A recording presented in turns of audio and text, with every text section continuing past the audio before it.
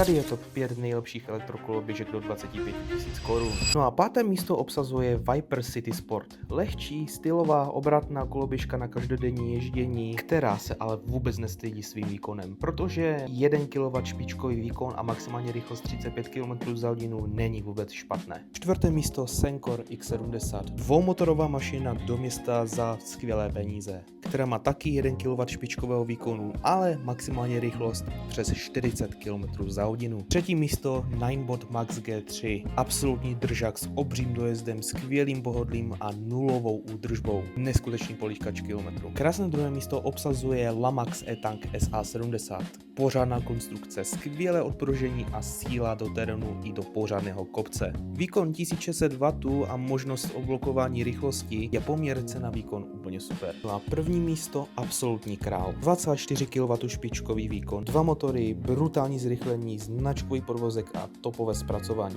A není to nikdo jiný než Teveran Blade Mini Pro. Kterou z nich bys vybral ty? Napiš do komentářů a hoď tam odběr pro víc takových videí.